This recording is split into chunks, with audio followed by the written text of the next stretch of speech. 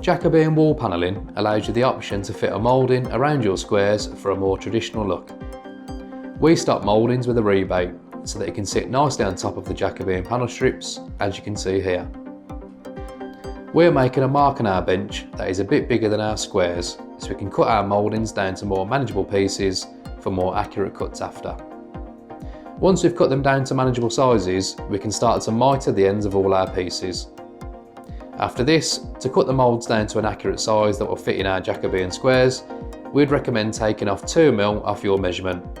For example, if your square is 400mm in height and width, cut your mouldings down to 398mm. Once you've got this measurement and marked it up on your first mould, we can mitre to our marking and then fit a block in place so that every mould that is placed here will be cut to the exact same size without needing to measure each piece manually. We would recommend checking your first mould piece up against your panelling to see if it fits. If it does, carry on with the rest of your cuts. For the unequal squares, you will need to measure what they need to be cut down to. There might be a few mil difference across your pieces as your wall won't be perfectly straight. Remember, one end of your mould will sit flush with your wall, so it will need to be cut straight rather than mitred. We're going to pre-assemble our mouldings rather than fit them to the wall piece by piece. To do this, we're going to fit our mouldings together with glue and activator. Glue one edge of the mould and then spray the other with the activator and then hold them in place to stick them together. Check your glue and activator instructions to see how long you need to hold in place. Make sure you do this over a surface or cover so that you don't damage any surroundings or stick to anything such as your carpet. Before fitting our mouldings to the wall, we're going to give them a first coat of paint because our wall and Jacobean panels are already painted and they don't need 2 more coats of paint. Now it's time to fit our pre-assembled mouldings to the wall.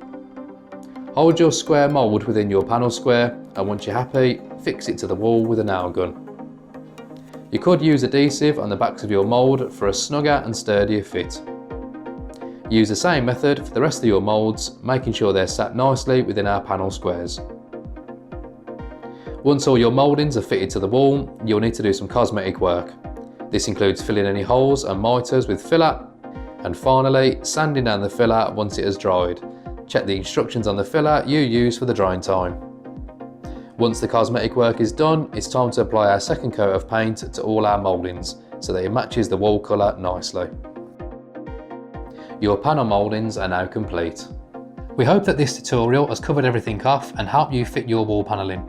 If you do have any questions, leave us a comment and we will get back to you. We would love to see what designs you create, so please do tag us in your journey on Instagram, and you can tag us on @skirting4u. For more home tutorials, please subscribe to our YouTube channel.